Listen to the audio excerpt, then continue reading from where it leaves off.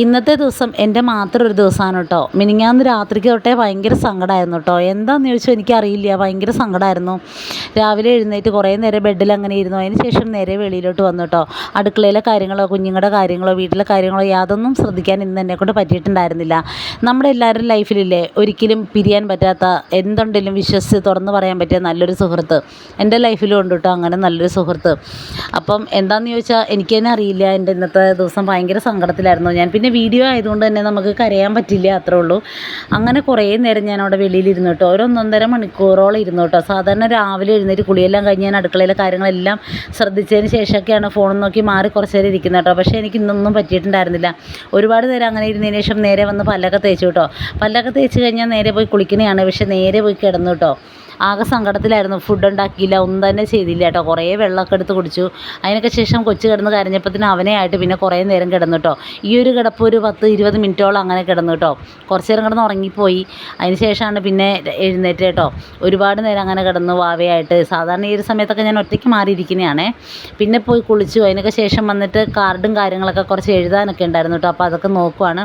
അമ്പാടി സൈഡിൽ വന്നിരിപ്പുണ്ട് കേട്ടോ. സത്യം പറഞ്ഞാൽ ഞാൻ ഇത്രയും ഡൗൺ ആയിരിക്കണം അമ്പാടി ഇങ്ങനെ കണ്ടിട്ടില്ല എന്നെ. ഇന്നാണ് കേട്ടോ കാണുന്നത്. അങ്ങനത്തെ ആൾ കുറേ നേരം പിന്നെ എൻ്റെ അടുത്ത് നിന്ന് മാറാണ്ട് അങ്ങനെ ഇരുന്നു കേട്ടോ. അപ്പം ഞാൻ ഇവിടെ വന്ന് ഇരുന്നോളാൻ പറഞ്ഞിട്ട് അവനെ അവിടെ അടുത്തിരുത്തി. ഞാനൊന്നും ഇങ്ങനെ മിണ്ടാണ്ടിരുന്നപ്പോൾ ആൾക്കും ഭയങ്കര സങ്കടമാണ് കേട്ടോ. ആൾക്ക് 2 ദിവസമായിട്ട് വയ്യ കേട്ടോ. ഹോസ്പിറ്റലിലൊക്കെ കൊണ്ടുപോയിട്ടൊക്കെ ഇരിക്കുവാണ്. പിന്നെ ആണെങ്കിൽ ഇനിയിപ്പം മെഡിക്കൽ കോളേജിൽ കൊണ്ടുപോകണം, അതിൻ്റെയും ആകെ സങ്കടത്തിൽ ഇരിക്കുവാണ് കേട്ടോ. കുറേ നേരം അങ്ങനെ കണക്കും കാര്യങ്ങളൊക്കെ അങ്ങനെ എഴുതിയിരുന്നു കേട്ടോ. അപ്പോൾ അമ്പാടിയിലും ഇടയ്ക്ക് വർത്തമാനം പറയണമെന്നുണ്ട്. പക്ഷേ മനസ്സിൽ ഭയങ്കര സങ്കടം കേട്ടോ. സങ്കടം എന്ന് വെച്ചാൽ ചെറിയൊരു സങ്കടമല്ല, വലിയൊരു സങ്കടം തന്നെയാണ് കേട്ടോ. എനിക്ക് തന്നെ അറിയില്ല എന്താണെന്ന് പറയാൻ പറ്റത്തില്ല കേട്ടോ. പിന്നെ കുറേ നേരം അങ്ങനെ ഇരുന്നതിന് ശേഷം പിന്നെ ഞാൻ നേരെ വെളിയിലോട്ട് വന്നു കേട്ടോ.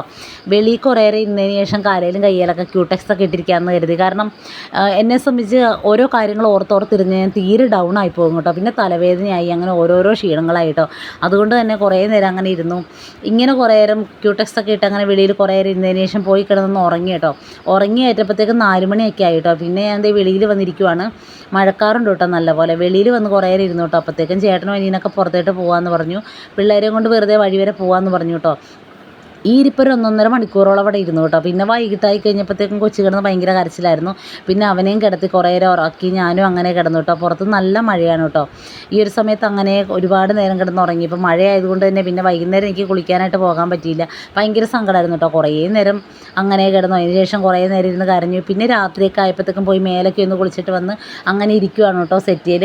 അപ്പോൾ ചേട്ടനും അനിയനും അപ്പുറത്തിരിപ്പുണ്ട്. അവർ ഫുഡൊക്കെ കഴിച്ചിരിക്കുകയാണ് കേട്ടോ. ഓരോ കാര്യങ്ങളൊക്കെ പറഞ്ഞപ്പോൾ ഞാനും കുറേ നേരം അങ്ങനെ അവർ സംസാരിക്കുന്നതൊക്കെ കേട്ടിരുന്നു. എന്നോട് ഓരോ കാര്യങ്ങൾ പറയുന്നുണ്ട് കേട്ടോ. പക്ഷേ എനിക്ക് റിപ്ലൈ കൊടുക്കാനൊന്നും പറ്റിയിട്ടുണ്ടായിരുന്നില്ല. മനസ്സിനാകെ സങ്കടമാണ് കേട്ടോ. മനസ്സ് മൊത്തം തകർന്നിരിക്കുവാണ്. ചില ദിവസങ്ങൾ ഞാനിങ്ങനെയാണ് കേട്ടോ.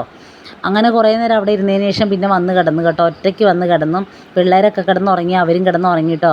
അപ്പോൾ ഇന്നത്തെ വീഡിയോയും വിശേഷങ്ങളൊക്കെ ഇത്രേ ഉള്ളൂ കേട്ടോ. പുതിയൊരു വീഡിയോ ആയിട്ട് വീണ്ടും കാണുന്നവരെല്ലാവർക്കും ടാറ്റാ.